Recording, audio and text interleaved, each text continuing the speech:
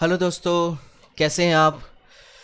तो बेसिकली आज मैं आपके सामने एक बहुत ही इंटरेस्टिंग टॉपिक लेकर के आया हूँ कि जब हम 11th में मैट्राइसिस एंड डिटर्मिनेंट जब ये स्टार्ट करते हैं तो मैट्राइसिस एंड डिटर्मिनेंट का मीनिंग क्या है, मैट्राइसिस डिटर्मिनेंट का एप्लीकेशन क्या है। क्योंकि हमें जो स्कूल्स में जो कोचिंग सेंटर्स में पढ़ाया जाता है उसमें क्या पढ़ाया जाता है कि सिंपल ये मैट्रिक्स है, इसको ऐसे ऑपरेट करते हैं, इसको एडिशन किया जाता है, मल्टीप्लिकेशन किया जाता है, सब्सट्रैक्ट किया जाता है, लेकिन हमें फील नहीं आ पाता है कि एग्जैक्टली मैट्राइसिस का क्या प्रैक्टिकल एप्लीकेशन है दोस्तों। तो मैं रोहित सिन्हा जो है मैं EMC2 जो है इंडिया का बेस्ट इंस्टीट्यूट है, नीट एंड जेई की कोचिंग देती है। तो मैं वहाँ का हेड फैकल्टी हूँ और मैं 11-12 प्लस नीट एंड जेई की क्लासेस लेता हूँ दोस्तों। ठीक है, लास्ट 20 ईयर्स से मैं IIT जेई एंड नीट की क्लासेस ले रहा हूँ। ठीक है, और ये जो है ये पूना में बेस्ड है ये कंपनी, और हम लोग अभी ऑनलाइन एंड ऑफलाइन दोनों क्लासेस ले रहे हैं। तो जो स्टूडेंट्स बहुत दूर रहते हैं दोस्तों वो हमारा ऑनलाइन प्रोग्राम ज्वाइन कर सकते हैं, और जो स्टूडेंट पूना में हैं वो हमारा ऑफलाइन प्रोग्राम भी ज्वाइन कर सकते हैं। तो दोस्तों जैसा कि मैंने आपको बताया कि मुझे जो है 20 years 15 cities 50,000 plus our and 50,000 plus students को मैंने पढ़ा चुका हूँ। JE मैथ्स, फिजिक्स, केमिस्ट्री ये मेरे सब्जेक्ट्स हैं दोस्तों। मैं नीट फिजिक्स एंड केमिस्ट्री भी पढ़ाता हूँ, मैकेनिकल इंजीनियरिंग के सारे सब्जेक्ट्स पढ़ाता हूँ। और अगर इस सेशन के बाद अगर कोई क्वेरी आता है तो आप मुझे ईमेल भी कर सकते हैं, और ये मेरा व्हाट्सएप नंबर है दोस्तों, तो इस पर आप मुझे व्हाट्सएप भी कर सकते हैं। तो चलो देखते हैं सबसे पहले मैट्राइसिस है क्या। तो मैट्राइसिस जो है, अगर आप मैट्राइसिस का डेफिनेशन देखोगे बुक्स में तो वहाँ पे क्लियर किया हुआ है कि मैट्राइसिस इज अ रेक्टेंगुलर अरे of is a rectangular matrices is a rectangular array of numbers। तो matrices is a rectangular array of numbers।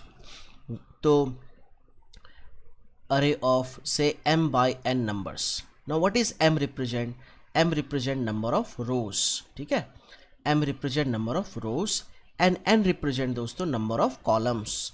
तो ये number of rose and number of columns को रिप्रेजेंट करता है। मैट्राइसिस को always represent करते हैं कैपिटल लेटर से। ठीक है, तो सपोज मैंने एक मैट्रिक्स लिखा और यहाँ पे लिखा 1,2 तो ये जो हॉरिजॉन्टल लाइंस होते हैं ना वो रोज रिप्रेजेंट करते हैं। तो यहाँ पे एक रो है और यहाँ पे जो वर्टिकल लाइंस है ये कॉलम रिप्रेजेंट करता है, तो C1, C2। तो यहाँ पे तो इस मैट्रिक्स का जो ऑर्डर होगा वो 1/2 हो जाएगा। सो 1 रो 2 कॉलम हो जाएगा। ओके, अब क्वेश्चन ये है कि ये 1,2 रिप्रेजेंट क्या करता है। तो 1,2 जो है आप इसे ऐसा समझ सकते हो कि फॉर एग्जांपल अगर कोई पॉइंट x एक्सिस पे हो, ये है x, ये ओरिजिन और ये y, और अगर कोई पॉइंट x एक्सिस पे हो और इसका पोजीशन है 1,0, इसका पोजीशन है 1,0, तो आप इसे रिप्रेजेंट कर सकते हो 1,0 से। इसका मतलब क्या है कि मैट्रिक्स जो है वो डेटा को स्टोर करता है नंबर्स के फॉर्म में। मैट्रिक्स जो है वो डेटा को स्टोर करता है दोस्तों नंबर्स के फॉर्म में। अब क्वेश्चन है कि नंबर के फॉर्म में स्टोर करने से बेनिफिट क्या है। तो डेटा को नंबर के फॉर्म में इसलिए हम स्टोर करते हैं क्योंकि मशीन्स हमारी लैंग्वेज को नहीं समझते हैं, मशीन्स नंबर को समझते हैं। ठीक है, तो आप मैट्रिक्स को जो है नंबर्स के फॉर्म में स्टोर कर सकते हो। ठीक है, ये देखिए, तो यहाँ पे ये मैट्रिक्स हो गया 1,0 जो कि ये इस पॉइंट का पोजीशन रिप्रेजेंट कर रहा है। तो सिमिलरली अगर मैंने ये डिस्टेंस आप देख सकते हो, ये है ओरिजिन, ये है x एक्सिस, ये है x डैश और ये है y और ये है y डैश। तो ये डिस्टेंस अगर मैंने यहाँ पे -2 ले लिया तो ये हो जाएगा -2,0, और ये डिस्टेंस मैंने 3 ले लिया, ये डिस्टेंस मैंने 3 ले लिया, तो ये क्या हो जाएगा, ये -2,3 है, ये -2,3 है। तो ये -2,3 जो है ये इस पॉइंट का पोजीशन रिप्रेजेंट कर रहा है कि हॉरिजॉन्टल डिस्टेंस -2 है एंड वर्टिकल डिस्टेंस 3 है। इसका मतलब है कि आपने इस वेक्टर का इंफॉर्मेशन आपने -2,3 में स्टोर किया है।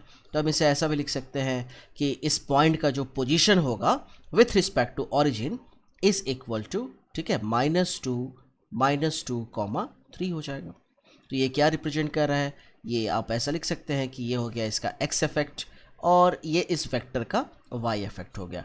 इसका मतलब क्या है कि matrix is meaningful, matrix is meaningful only when it acts as a vector और it store information of vectors. ठीक है, तो मैट्रिक्स मीनिंगफुल तभी होगा जब वो या तो एक वेक्टर की तरह एक्ट करे या वेक्टर का इंफॉर्मेशन स्टोर करे दोस्तों। तो ये बहुत इंपॉर्टेंट है कॉन्सेप्ट।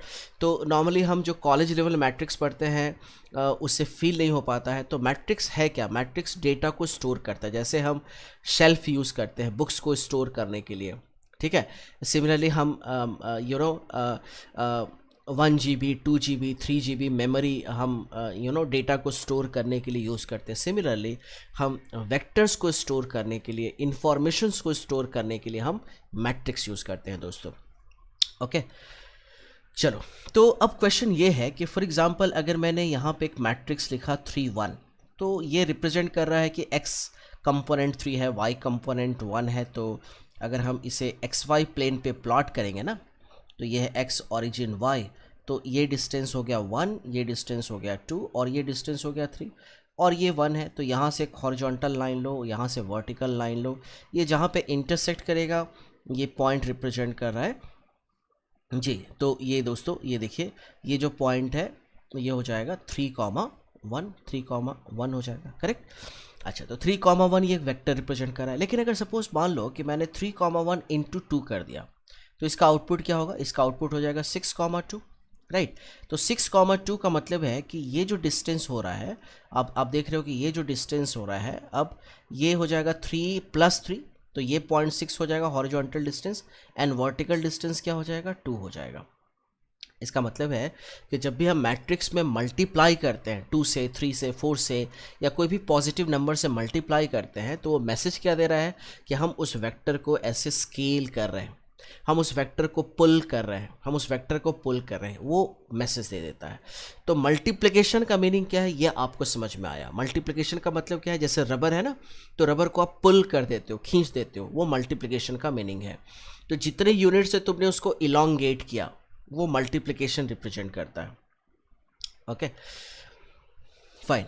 अच्छा, कभी कभी ये पूछा जाता है, जैसे आप देखो, मान लो मैंने लिखा a 2/2 लिखा, तो 2/2 क्या मैसेज दे रहा है? 2 ऑर्डर्स एंड 2 कॉलम्स, है ना, 2 रोज एंड 2 कॉलम्स, करेक्ट। तो 1 2 3 4 दोस्तों, तो ये 2 रोज एंड 2 कॉलम रिप्रेजेंट कर रहा है। तो ये हो गया R1 R2 और ये हो जाएगा C1, C2। तो यहाँ पे ये 2 रो एंड 2 कॉलम रिप्रेजेंट कर रहा है, अग्री? ठीक है।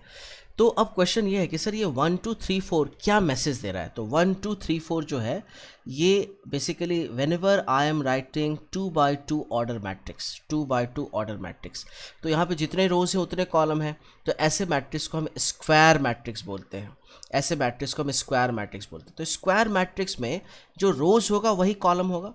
जैसे आप A 3/3 ले लो, ये भी स्क्वायर मैट्रिक्स है। 4/4 ऑर्डर मैट्रिक्स ले लो, ये भी स्क्वायर मैट्रिक्स है। तो जितने रोज उतने कॉलम। लेकिन ये रिप्रेजेंट क्या करता है? तो ये रिप्रेजेंट करता है बेसिकली, अगर आप इसको ऐसा देखो, मैंने लिखा 2 0 0 2 लिखा, है ना, तो 2 0 ये जो हो गया, ये डिस्टेंस जो है ना, वो हो जाएगा 2,0 और ये जो डिस्टेंस है ये 0,2 हो जाएगा। तो इनडायरेक्टली ये क्या रिप्रेजेंट कर रहा है? एक पैरेललोग्राम रिप्रेजेंट कर रहा है, एक पैरेललोग्राम रिप्रेजेंट कर रहा है। तो ऑलवेज रिमेंबर कि जब भी मैंने 2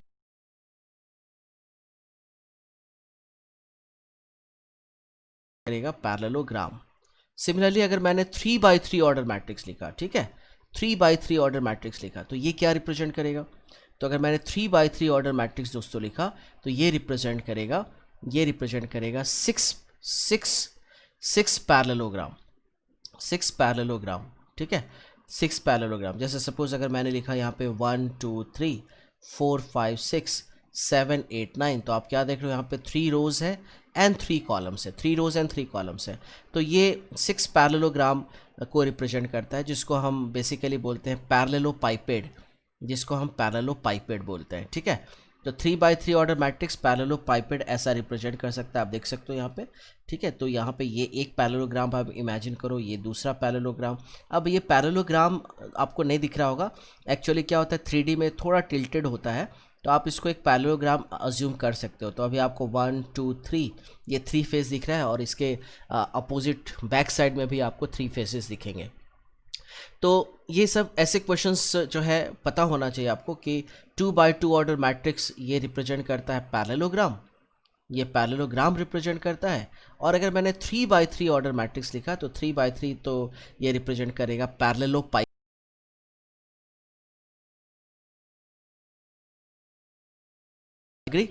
तो ये पैरेललोग्राम है और ये पैरेललोपाइपेड है।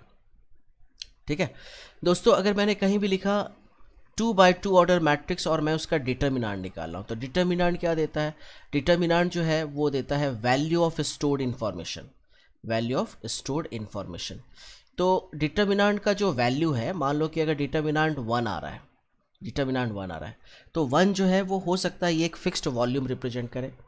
ये जो फिक्स्ड वॉल्यूम जो आपको दिख रहा है ये डिटर्मिनेंट 1 है, ये फिक्स्ड वॉल्यूम 1 है।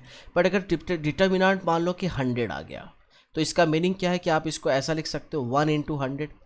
तो इट मीन्स डिटर्मिनेंट हमें मैसेज क्या देता है कि जो इनिशियल वॉल्यूम था उसको तुमने 100 टाइम्स स्केल कर दिया है ना। जैसे आप समझ रहे हो कि जैसे आप एक बलून में हवा भरते हो तो बलून का क्या होता है, वॉल्यूम जो है वो राइज हो जाता है, तो वो डिटर्मिनेंट मैसेज देता है। इसका मतलब है डिटर्मिनेंट जो है, डिटर्मिनेंट का कनेक्शन जो है, अगर 2x2 ऑर्डर मैट्रिक्स लेते हो और उसका डिटर्मिनेंट निकालते हो तो वो हमें क्या देता है, एरिया ऑफ पैरेललोग्राम देता है, पैरेललोग्राम देता है। मीन्स पैरेललोग्राम का एरिया क्या हो रहा है, मैग्नीफाई हो रहा है। ठीक है।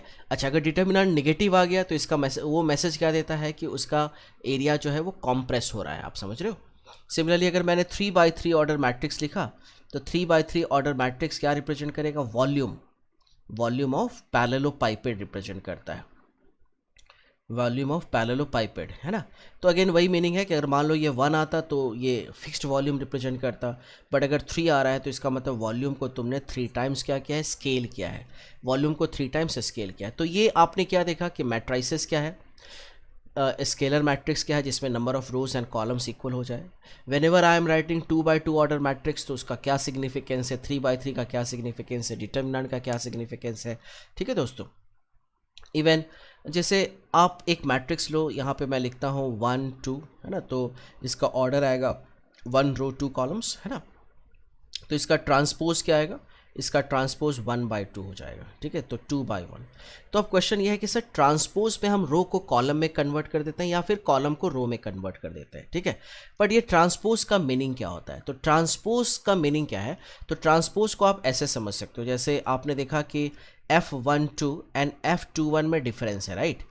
F12 का मतलब क्या है कि अगर हम एक ब्लॉक लेते हैं तो ब्लॉक अगर को 1 लेते हैं, इसको 2 लेते हैं, तो 1 2 पे फोर्स लगा रहा है तो ये F12 होगा, 2 भी 1 पे फोर्स लगा रहा है तो ये F21 होगा। लेकिन दोनों का फोर्सेस क्या है, अपोजिट डायरेक्शन में है ना, दोनों का फोर्सेस अपोजिट डायरेक्शन में है। एक एक्शन है तो दूसरा क्या है, रिएक्शन है। ठीक है, तो ये एक्शन है तो दूसरा इसका क्या है, रिएक्शन है। तो आप देख सकते हो कि यहाँ पे अगर हम एक मैट्रिक्स A जिसका ऑर्डर है 1/2, तो जब मैं इसका ट्रांसपोज निकाल रहा हूँ तो हमें मैट्रिक्स क्या आ रहा है, 2/1 आ रहा है। इसका मतलब है कि जब हम ट्रांसपोज लेते हैं ना, ट्रांसपोज लेते हैं तो वो इनडायरेक्टली 1 to 2 को हम ऐसा भी लिख सकते हैं F1 to 2, और ये इसका आउटपुट क्या रहा है, F2 to 1। तो इनडायरेक्टली ये एक्शन रिएक्शन पेयर रिप्रेजेंट कर रहा है दोस्तों। तो ट्रांसपोज जो है वो न्यूटन्स थर्ड लॉ में आपने पढ़ा था, न्यूटन्स थर्ड लॉ में पढ़ा था, एक्शन एंड रिएक्शन। तो ट्रांसपोज जो है वो एक्शन रिएक्शन को रिप्रेजेंट कर रहा है। इसका मतलब अगर ये डाउन जाएगा तो ये एक्शन है तो इसका रिएक्शन अप होगा, अब ये जब डाउन जाएगा तो ये अप होगा, तो ये ट्रांसपोज रिप्रेजेंट करता है ना। ट्रांसपोज को अगर हम और डिटेल में जाए तो ट्रांसपोज मैसेज क्या देता है कि अगर कोई वेक्टर है यहाँ पे, है ना, और इसको अगर हम रोटेट करना चाह रहे हैं दोस्तों, ये देखिए बहुत ही इंपॉर्टेंट कॉन्सेप्ट मैं आपको बता रहा हूँ। ठीक है, तो अगर ये कोई लिंक है और इस लिंक को अगर हम ऐसे रोटेट कर रहे हैं तो ट्रांसपोज क्या करेगा, ट्रांसपोज जो है वो अपोज करेगा इस रोटेशन को। तो अगर ये OA है और ये B पे जा रहा है तो ट्रांसपोज जो है वो इस रोटेशन को अपोज करेगा। ठीक है, तो यस, तो transpose oppose the rotation also. तो ट्रांसपोज आगे जा कर के फिर वो मोमेंट ऑफ इनर्शिया हो जाता है, उसको आप फिजिक्स से कनेक्ट करोगे तो मोमेंट ऑफ इनर्शिया हो जाएगा। बट अभी के लिए आप ये रिमेंबर रखो कि ये एक्शन का रिएक्शन होता है। इसका मतलब अगर कोई लिंक है, अगर वो एंटी क्लॉकवाइज डायरेक्शन में रोटेट हो रहा है तो उसका ट्रांसपोज क्या होगा, क्लॉकवाइज डायरेक्शन में हो जाएगा दोस्तों। ठीक है, जैसा कि मैंने आपको बताया कि ये एंटी क्लॉकवाइज डायरेक्शन में जा रहा है तो इसका ट्रांसपोज क्या होगा, क्लॉकवाइज डायरेक्शन में हो जाएगा। ठीक है, तो ये ट्रांसपोज का मीनिंग है। इवन ये जो फाइल है आप देख सकते हो यहाँ पे, जैसे बहुत सारे आपको जो है अभी तो मैंने ट्रांसपोज बताया, सिमिलरली हमें इन्वर्स भी पढ़ना है, मैट्रिक्स का इन्वर्स पढ़ना है। तो मैट्रिक्स का इन्वर्स क्या है? तो एक्चुअली यहाँ पे मैट्रिक्स का एडिशन पॉसिबल है, मल्टीप्लिकेशन पॉसिबल है, सब्सट्रैक्शन पॉसिबल है, बट मैट्रिक्स का डिवीजन नहीं पॉसिबल है, उसको हम इन्वर्स से रिप्लेस करते हैं। ठीक है, तो इन्वर्स क्या करता है? तो इन्वर्स का रिलेशन जो है ना वो ट्रांसपोज से है।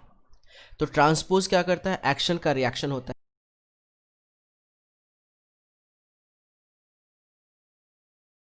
कि ए इन्वर्स क्या बताएगा। तो ए इन्वर्स आपको बताएगा कि जैसे अगर मान लो कि आप एक मोबाइल फ़ोन पे दो ऐप यूज़ कर रहे हो, सपोज़ एक जीमेल यूज़ कर रहे हो और दूसरा व्हाट्सएप यूज़ कर रहे हो। तो अगर आप करंट व्हाट्सएप पे हो और पास्ट विंडो आपका जीमेल पे था, तो आप करंट से पास्ट पे जा रहे हो या पास्ट से करंट पे आ रहे हो, तो ये इन्वर्स रिप्रेजेंट कर रहा है। इन्वर्स का मतलब है अंडू, इन्वर्स का मतलब है अंडू कमांड, इन्वर्स का मतलब है अंडू कमांड। ठीक है, तो जैसे अभी मान लो कि 8:15 में मैं जो एक्टिविटी कर रहा हूँ और 8 AM में या 8:15 AM में मैं जो एक्टिविटी कर रहा हूँ और 8 AM में मैं जो एक्टिविटी किया है, अगर हमें 8:15 से 8 AM में जाना है तो हमें रिवर्स जाना पड़ेगा, अंडू करना पड़ेगा। तो ये इन्वर्स का मीनिंग होता है दोस्तों। ठीक है, उसी तरह से देखिए ये बटरफ्लाई जो है, इस बटरफ्लाई को, ये बटरफ्लाई जो है वो कंप्लीट सिमेट्रिक है दोस्तों। आप देख सकते हो इसका left face and right face जो है वो इक्वल है। तो ये जो बटरफ्लाई जो है ये क्या रिप्रेजेंट करता है? ये एक सिमेट्रिक फिगर रिप्रेजेंट कर रहा है। ये बटरफ्लाई जो है ये सिमेट्रिक फिगर रिप्रेजेंट कर रहा है। ठीक है, तो सिमेट्रिक फिगर को भी आप सिमेट्रिक मैट्रिक्स से रिप्रेजेंट कर सकते हैं।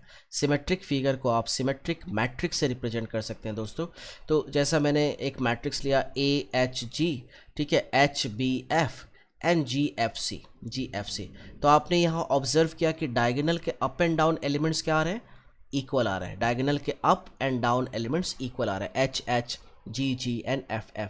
तो ये एक सिमेट्रिक मैट्रिक्स हो गया, है ना। लगभग बटरफ्लाई जो है एक सिमेट्रिक मैट्रिक्स हो गया। उसी तरह से देखिए दोस्तों ये क्यूब जो है, ये क्यूब भी सिमेट्रिक है, तो इसे भी आप सिमेट्रिक मैट्रिक्स में स्टोर कर सकते हो, है ना। इसे भी आप सिमेट्रिक मैट्रिक्स में स्टोर कर सकते हो दोस्तों। तो ये जो क्यूब है, ठीक है, तो इसे भी आप सिमेट्रिक मैट्रिक्स में स्टोर कर सकते हो। उसी तरह से आप देखिए ये जो ये हाउस है, उस हाउस का जो इमेज जो है आप देख सकते हो वाटर में बन रहा है। तो हाउस का इमेज वाटर में बन रहा है, तो आप इस लेवल को जो है ना, ये जो कि वाटर एंड हाउस को सेपरेट कर रहा है, उसको आप 0 0 0 ले लो, 0 0 0, जिसको हम रेफरेंस लेवल ले लेते हैं। और ये हाउस को जो है वो प्लस ले लो क्योंकि ये ऊपर है, और इसका इमेज जो है वो नीचे बन रहा है माइनस। तो इसे आप रिप्रेजेंट कर सकते हो स्क्यू सिमेट्रिक मैट्रिक्स में। स्क्यू सिमेट्रिक मैट्रिक्स में आप इसे स्टोर कर सकते हो, इसे आप स्क्यू सिमेट्रिक मैट्रिक्स में स्टोर कर सकते हो। ठीक है, तो आप इसी इन्फॉर्मेशन को ऐसा लिख सकते हो, आप इसी इन्फॉर्मेशन को दोस्तों आप ऐसा लिख सकते हो कि ऑलवेज स्क्यू सिमेट्रिक मैट्रिक्स का डायगोनल 0 होता है। तो 0 1 2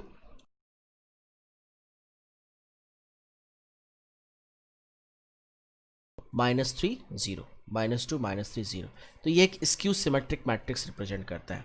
तो दोस्तों इसमें बहुत सारे और भी पॉइंट्स हैं। ठीक है, तो मैंने सिर्फ आपको ये बताया कि मैट्रिक्स कितना इंपॉर्टेंट है, आप कैसे इसको नेचर से रिलेट कर सकते हैं, आप कैसे इसे आप डे टू डे लाइफ से कनेक्ट कर सकते हैं। ये एक बहुत ही पावरफुल कॉन्सेप्ट है दोस्तों। अगर आपको इसी तरह का मैथमेटिक्स पढ़ना है, अगर आपको इसी तरह का मैथमेटिक्स पढ़ना है दोस्तों, जैसे देखिए ये रॉक है ना, ये रॉक है, ये बिल्कुल सॉलिड है। तो ये अगर बिल्कुल सॉलिड है तो इस पर ना तो एक्सपेंशन होगा और ना तो कॉम्प्रेशन होगा। तो इसको आप डिटर्मिनांट से रिप्लेस कर सकते हैं, डिटर्मिनांट इसका 0 हो जाएगा। तो अगर डिटर्मिनांट 0 होगा तो ना एक्सपेंशन ना कॉम्प्रेशन, तो इसे हम सिंगुलर मैट्रिक्स से दोस्तों रिप्रेजेंट करते हैं, इसको हम सिंगुलर मैट्रिक्स से रिप्रेजेंट। तो आप देख सकते हो कैसे मैं नेचर को मैथमेटिक्स से कनेक्ट कर रहा हूँ। एक्चुअली नेचर ही सब कुछ है दोस्तों, फिजिक्स केमिस्ट्री मैथ्स बायोलॉजी ही नेचर है। ठीक है, तो अगर आपने नेचर को समझ लिया तो आप सब्जेक्ट्स में परफेक्ट हो गए। तो अगर आपको इस तरह का मैथमेटिक्स पढ़ना है, इस तरह का अगर आपको फिजिक्स पढ़ना है, केमिस्ट्री पढ़ना है, तो देखिए दोस्तों, ये हमारा कोचिंग इंस्टीट्यूट है जो हम पूना में रन करते हैं। तो आपको एडमिशन के लिए यहाँ पे इंक्वायरी करना पड़ेगा, आपको एडमिशन के लिए। और हमारा जो एडमिशन है बहुत ही सस्ते में होता है, बहुत ही कम फीस है दोस्तों। ये देखिए, इस नंबर पे आपको कॉल करना पड़ेगा, है ना। ये हम लोग 11 12 नीट एंड जेई बस इस पे फोकस करते हैं। एंड महाराष्ट्र में है तो महाराष्ट्र सीटी लेते हैं। हमारे जो फैकल्टीज़ है दोस्तों, देखिए IITs एंड डॉक्टर्स है। रिजल्ट्स अच्छे होते हैं, आपको तो पता है। रिजल्ट से आप सब कुछ डिसाइड नहीं कर सकते, क्योंकि रिजल्ट तो मार्केट में बिकता भी, आपको पता है। आप टीचर्स के क्वालिटी पे जज कीजिए, आपको क्या कंटेंट समझ में आ रहा है या नहीं आ रहा है। अगर आपको आ रहा है कंटेंट समझ में, अगर लग रहा है कि यार यस मैथमेटिक्स को हम नेचर से रिलेट कर सकते हैं, एक दूसरे तरीके से हम मैथमेटिक्स को देख रहे हैं, तो इसी नंबर पे कॉल कीजिए और अपना सीट बुक कीजिए दोस्तों। इसी नंबर पे कॉल कीजिए। हमारा बैचेस जो है हर एक 15-20 डेज से पे स्टार्ट होता है, 15-20 डेज़ पे। तो आप इस नंबर पे कॉल कीजिए। और अगर आप बहुत दूर रह रहते हैं, ऑनलाइन एडमिशन भी ले सकते हैं, है ना। और अगर आप पुणे में है, महाराष्ट्र में है, तो आप ऑफलाइन एडमिशन भी ले सकते हैं। हमारे खुद के हॉस्टल्स हैं, आप हॉस्टल्स में भी आके रह सकते हैं दोस्तों, ठीक है। तो ये तो मैंने एक छोटा सा आपको बस डेमो बताया दोस्तों। तो अगर आपको कुछ कंटेंट अच्छा लगा हो तो ज़रूर आप मेरे इस चैनल को addiction to education by Rohit Sinha, जी मेरा नाम रोहित सिन्हा है, तो आप इसको लाइक एंड सब्सक्राइब कर देना दोस्तों। और ज़रूर अच्छे अच्छे कमेंट्स लिख देना, लाइक एंड सब्सक्राइब, और बेल आइकॉन को भी हिट कर देना कि आपको सारे नोटिफिकेशंस मिलते चले जाएं। साथ साथ हमारा टेलीग्राम चैनल भी है, EMC2 रोहित सिन्हा। आप सर्च करेंगे टेलीग्राम पे EMC2 रोहित सिन्हा, तो आपको वो टेलीग्राम चैनल मिल जाएगा, आप उसमें ज्वाइन हो जाओ। और आप मुझे कभी भी कॉल कर सकते हैं, व्हाट्सएप कर सकते हैं। ये मेरा नंबर है 9763592211 पे आप मुझे कॉल एंड व्हाट्सएप कर सकते हैं दोस्तों। बहुत मज़ा आया। मैं नेक्स्ट टॉपिक पे भी ज़रूर वीडियो लेकर के आऊँगा। आप कमेंट बॉक्स में लिखिए कि आप किस टॉपिक पे वीडियो देखना चाहते हैं, ठीक है। मिलते हैं नेक्स्ट लेक्चर में। Thank you very much. जय हिंद, जय भारत।